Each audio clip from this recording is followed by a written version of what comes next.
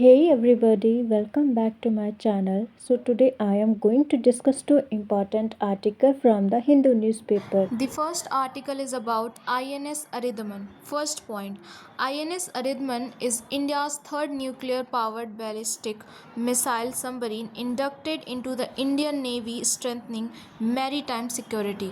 सबसे पहले तो हम समझेंगे कि INS अरिधमन है क्या। तो ये एक इंडिया की third nuclear powered ballistic missile submarine है। न्यूक्लियर पावर का मतलब होता है ये सबमरीन न्यूक्लियर रिएक्टर से चलती है, इसलिए लॉन्ग टाइम तक बिना सरफेस आए काम कर सकती है। बैलिस्टिक मिसाइल सबमरीन मतलब इसका मेन काम न्यूक्लियर मिसाइल्स कैरी करना होता है।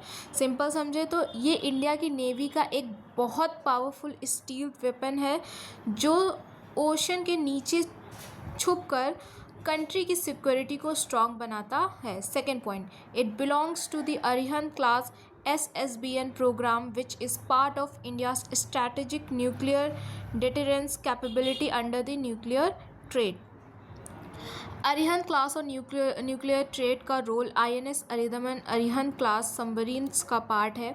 इंडिया का न्यूक्लियर ट्रेड 3 पार्ट से मिलकर बनता है। जो पहला है वो लैंड बेस्ड मिसाइल, दूसरा एयर बेस्ड जिसे फाइटर जेट्स बोलते हैं, सी बेस्ड जिसे सबमरीन्स लाइक अरिधमन। इम्पॉर्टेंस क्या है, सी बेस्ड सिस्टम सबसे सिक्योर होता है क्योंकि एनिमी को सबमरीन लोकेट करना मुश्किल होता है। इससे इंडिया का सेकेंड स्ट्राइक कैपेबिलिटी स्ट्रॉन्ग होता है, अगर अटैक हो जाए तो भी जवाब दे सकते हैं। Third point, the submarine was commissioned in the presence of Defence Minister Rajnath Singh at Visakhapatnam, highlighting its strategic importance. INS Aridhaman को डिफेंस मिनिस्टर राजनाथ सिंह के प्रेजेंस में कमीशन किया गया है। लोकेशन है इसकी विशाखापट्टनम। कमीशन होने का मतलब है ऑफिशियली नेवी में इंक्लूड हो गई है और ऑपरेशनल हो गई है। इसका सिग्निफिकेंस ये है, इंडिया की नेवल पावर और स्ट्रैटेजिक स्ट्रेंथ और भी बढ़ गई, इंक्रीज़ हो गई है और इंडो पैसिफिक रीजन में इंडिया की प्रेजेंस और स्ट्रॉन्ग हुई है। Fourth point, compare to earlier submarines like INS Arihant and INS Arighat, Aridhaman is larger, which is 7,000 tons and has greater missile carrying capacity and fire power. INS Aridhaman पहले के submarines जैसे INS Arihant हो गया, INS Arighat हो गया से बड़ी और बहुत ज़्यादा पावरफुल है। अप्रॉक्स इसका वेट 7,000 टन्स है, ज़्यादा मिसाइल्स कैरी कर सकती है, फायर पावर और इंड्योरेंस दोनों ज़्यादा है, मतलब लॉन्गर पेट्रोल्स कर सकती है, ज़्यादा डैमेज पोटेंशियल है और स्ट्रैटेजिक डिफरेंस और स्ट्रॉन्ग हो गया है। Fifth point, the project is developed under the advance technology vessel program, a highly secretive indigenous initiative executed by the Shipbuilding Center. INS Aridhaman को एडवांस टेक्नोलॉजी वेसल प्रोग्राम के under developed किया गया है। इसका मतलब है कि ये एक हाईली सीक्रेट प्रोजेक्ट है, पूरा काम इंडिया ने खुद किया है, इंडिजीनियस डेवलपमेंट जिसे हम बोलते हैं। इसमें ship building centre which is SBC का मेजर रोल है और इम्पॉर्टेंस ये है कि इंडिया का जो सेल्फ रिलायंस है वो स्ट्रॉन्ग होता है और सेंसिटिव डिफेंस टेक्नोलॉजी किसी दूसरी कंट्री पर डिपेंड नहीं करती। 6 point, with this induction India strengths its second strike capability, a key feature of credible nuclear deterrence, ensuring retaliation even after a nuclear attack. Second strike capability क्या होती है, तो INS Aridhaman के इंडक्शन से India की second strike capability strong होती है। Simple समझे तो अगर कोई कंट्री इंडिया पर न्यूक्लियर अटैक कर दे तब भी इंडिया वापस पावरफुल न्यूक्लियर रिस्पॉन्स दे सकता है। ये पॉसिबल कैसे है, तो सबमरीन्स ओशन के नीचे हिडन रहती हैं, तो जो एनिमी है वो उन्हें डिटेक्ट नहीं कर पाता, जिससे रिज़ल्ट क्या निकलता है, ये क्रेडिबल न्यूक्लियर डिटरेंस बनता है और जो एनिमीज़ होते हैं अटैक करने से पहले सोचते हैं। 7th point, India is among a select group of countries like United States, Russia, China, France possessing an operational nuclear triad air, land, sea-based nuclear weapons system. India का ग्लोबल पोजीशन, इंडिया उन countries के group में आता है जिनके पास operation nuclear tried हैं, जैसे United states, Russia, China, France, मतलब ये कंट्रीज़ ही वर्ल्ड की टॉप मिलिट्री पावर्स हैं। इंडिया का भी स्टेटस ग्लोबल लेवल पर स्ट्रॉन्ग हो गया है। And the eighth point is the induction aligns with current geopolitical focus on maritime security in the Indo-Pacific region, where submarine-based deterrence is becoming increasingly crucial. Indo Pacific और maritime security का importance क्या है? INS अरिमन का induction current Indo Pacific reason की geopolitics से भी linked है। Indo Pacific reason मतलब ये पूरे वर्ल्ड का सबसे इम्पॉर्टेंट ट्रेड रूट है। यहाँ पे चाइना, यूएसए, इंडिया सब एक्टिव हैं। इम्पॉर्टेंस ऑफ सबमरीन क्या है? सबमरीन से सी बेस्ड डिटरेंस स्ट्रॉन्ग होता है। मैरीटाइम सिक्योरिटी जो मतलब ओशन सिक्योरिटी इम्प्रूव होती है। सिंपल समझे तो फ्यूचर वॉर्स और टेंशंस का जो फोकस है वो ओशंस पर शिफ्ट हो रहा है, इसलिए ऐसी सबमरीन्स बहुत ही क्रूशियल हो गई हैं। The second article is about election petition. First point, Supreme Court of India held that election petitions must be decided strictly on the basis of material available on record, not on hypothetical or future evidence.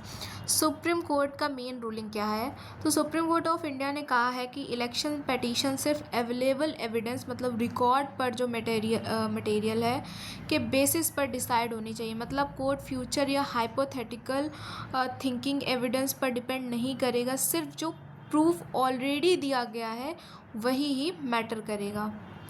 Second point, the court emphasized that delaying proceedings in expectations of new or additional evidence is impermissible in law. Delay करना क्यों गलत है? तो court ने clear बोला है कि proceeding को डिले करना इलीगल है अगर आप फ्यूचर में और एविडेंस आने का वेट कर रहे हो। इम्पॉर्टेंस क्या है कि इलेक्शन रिलेटेड केसेस जल्दी ही डिसाइड होने चाहिए। डेमोक्रेसी में अननेसेसरी डिले अवॉइड करना ज़रूरी है। सिंपल समझे तो केस को मतलब होल्ड के नहीं रख सकते बस इसलिए कि शायद बाद में और प्रूफ मिल जाए।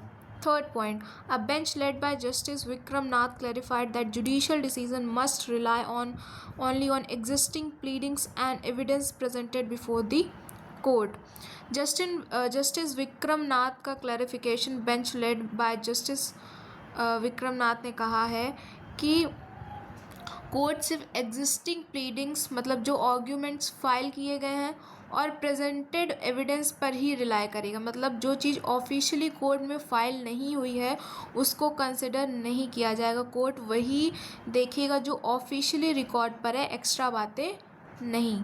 Fourth point, the ruling came while sitting aside decision of the Punjab and Haryana High Court which had ordered further evidence collection.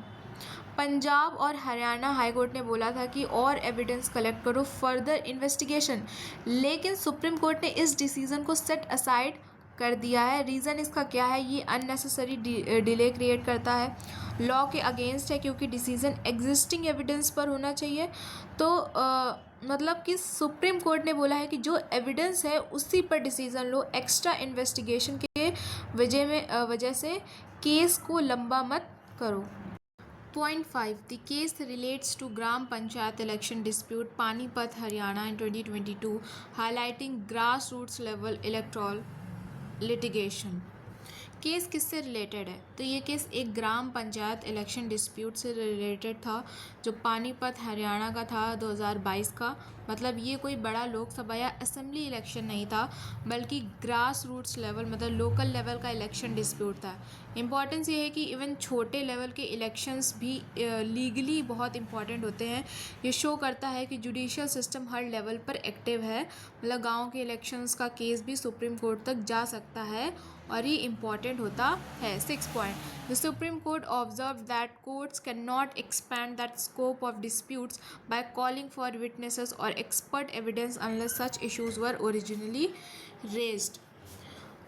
Supreme court of India ने कहा है कि कोर्ट अपने आप केस का स्कोप एक्सपैंड नहीं कर सकता, जैसे नए विटनेसेस बुलाना, एक्सपर्ट एविडेंस मांगना, जब तक ये इशू पहले से रेज ना किया गया हो।